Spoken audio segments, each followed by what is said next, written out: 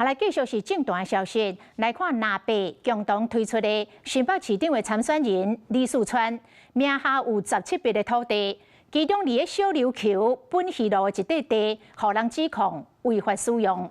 讲这个地是农业区的土地，但是煞甲打做铁皮厝，说人做店面做生意。李树川竞选办公室来回应讲，土地是继承的，是共同持分，若是有违建，就依法处理。一边是餐厅，一边是民宿，来到小琉球顿卡验过，只嘛讲这个土地使用敢若有问题。明明这是农业区用地，却是长期以来起铁厝租人做生意。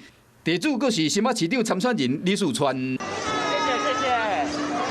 经过了解，李树川有17笔的土地交付信托，其中伫伊的故乡小琉球有11笔的土地，特别持分有1/8，因为其中伫本溪路这地，被人讲明明是都市计划使用分区中，是农业区几年前开始有铁厝。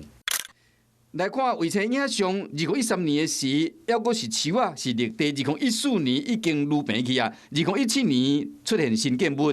无限制种啊，伊逐个限制种来啊，伊若讲咱代志较有种来啊，无拢无啦，我袂了解。本块土地为都市计划农业区。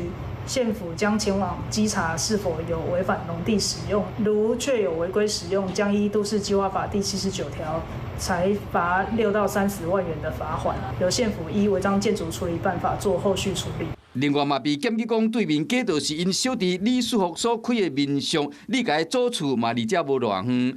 李树川敢真了涉嫌去违章的铁厝租人咧做生意。李树川竞选办公室以文字回应讲，这个土地是继承来是共同持分，那其他的所有权人涉嫌违建等等代志，一切依法处理。那应该听就听，无例外。